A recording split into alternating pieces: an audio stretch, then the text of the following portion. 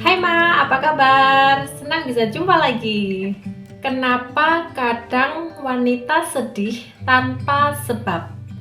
Sedih adalah suatu kondisi naluriah yang dialami oleh manusia saat terjadi hal yang tidak sesuai dengan bayangan kita, rencana kita, atau keinginan kita. Biasanya sedih ini ada pemicunya. Namun terkadang, khususnya para wanita, itu sering merasa sedih yang nggak tahu apa sebabnya. Pertama, perubahan hormon. Sedih tanpa sebab ini biasa terjadi saat sedang di masa premenstruation syndrome atau PMS, atau juga saat sedang hamil. Nomor 2, bagian dari gejala depresi. Jadi apa sih bedanya sedih dan depresi? Menurut beberapa sumber yang saya dapatkan dari Google, sedih adalah suatu kondisi normal saat manusia sedang menghadapi kejadian yang tidak sesuai dengan keinginannya atau rencananya. Biasanya rasa sedih ini akan hilang saat faktor pemicunya itu sudah tidak ada. Kalau depresi itu adalah rasa sedih yang berkepanjangan yang biasanya diikuti dengan gejala-gejala. Biasanya kita suka melakukan aktivitas A, kita jadi nggak suka, jadi gangguan tidur, gangguan nafsu makan, dan lain sebagainya. Orang yang mengalami depresi ini ada yang sadar bahwa dirinya sedang depresi, namun ada yang nggak sadar. Nah, kondisi saat seseorang sedang depresi tapi nggak sadar bahwa dirinya depresi ini, kok aku tiba-tiba sedih ya?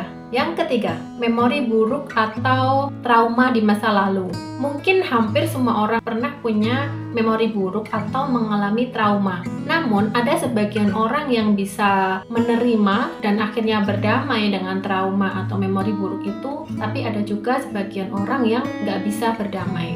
Nah, untuk orang yang belum bisa move on, terkadang memori buruk atau trauma ini terpanggil lalu mengubah suasana hati kita itu jadi sedih. Yang keempat, gangguan kecemasan. Setiap orang punya level kecemasan yang berbeda-beda. Ada orang yang bisa segera mengatasi rasa cemasnya, ada orang yang butuh waktu beberapa saat, namun ada juga yang butuh waktu lama untuk mengatasi kecemasannya. Saat kecemasan ini belum teratasi, seringkali kita jadi kayak ngerasa, kok tiba-tiba aku sedih ya?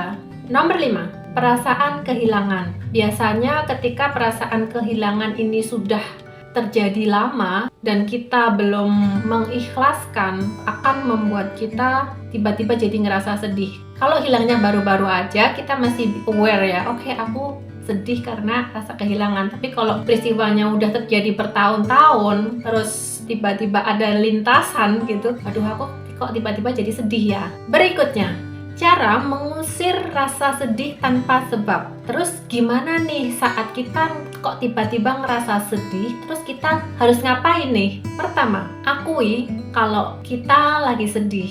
Ada sebagian orang yang saat sedih itu pura-pura tersenyum dan dia bilang ke semua orang bahwa dirinya baik-baik aja. Masalahnya adalah ketika kesedihan ini bertumpuk, lama-lama akan jadi bom waktu dan itu membahayakan diri kita sendiri dan merembetnya juga ke orang-orang sekitar. Jadi mengakui bahwa diri kita sedang sedih adalah cara untuk melakukan penerimaan.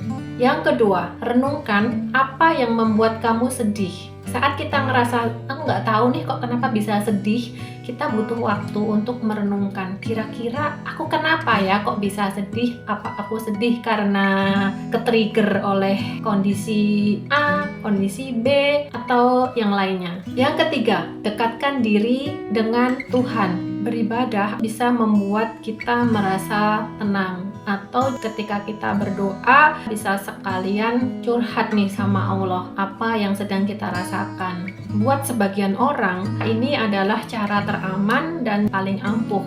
Yang keempat, curhat ke orang yang dipercaya. Banyak orang berkeyakinan bahwa ketika kita curhat ke teman atau sahabat kita, beban di hati kita jadi berkurang. Ada yang ketika curhat, teman atau sahabat kita ini menyampaikan cara pandang yang berbeda dengan cara pandang kita saat ini. Dan itu bisa jadi sarana untuk kita melihat beban kesedihan kita itu dari cara pandang yang lainnya.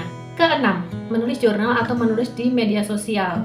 Menulis ini bisa menjadi sarana untuk mengurai persoalan yang sedang dihadapi, bisa juga menjadi media untuk melakukan terapi penerimaan atas persoalan, konflik, atau kesedihan yang dialami. Atau bisa juga dengan menulis diare. Ada sebagian orang yang mungkin pernah dikhianati oleh sahabatnya, menulis segala hal curahan hatinya di buku. Diare itu adalah cara paling aman untuk mengurangi beban di hati. Ketujuh, mencoba kegiatan baru. Melakukan hal baru biasanya akan membuat kita interest. Interest kita pada hal baru ini bisa mengalihkan fokus kita dari beban persoalan yang sedang kita alami. Yang kedelapan, perbanyak bersyukur. Mengingat atau menuliskan nikmat-nikmat apa aja yang masih kita miliki. Jadi syukur ini media juga untuk mengalihkan fokus kita dari fokus ke kesedihan, beban ke nikmat-nikmat yang masih kita miliki. Kesembilan, tonton film sedih. Jadi menonton film sedih ini masih menjadi pro dan kontra di masyarakat. Ada sebagian orang yang beranggapan bahwa ketika kita sedih, sebaiknya nonton film yang lucu-lucu, yang bikin kita happy, ketawa, karena itu menghibur. Namun, menurut ahli psikologis klinis Jessica Magidson, beliau mengatakan bahwa menonton film sedih bisa membuat kita merasa lebih bahagia. Alasannya, film tersebut mendorong kita untuk bercermin pada diri sendiri, sehingga dapat merasa bersyukur atas apa yang masih kita miliki. Berikutnya, menurut Sylvia Knobloch-Westerwick, PhD, beliau mengatakan bahwa manusia cenderung bercermin pada tragedi yang terjadi pada orang lain untuk menilai kembali kehidupan mereka. Jadi, film sedih juga mengajari kita untuk belajar dari kesalahan orang lain. Oke, gitu aja Mak obrolan kita kali ini. Terima kasih atas atensinya. See you next time. Bye-bye.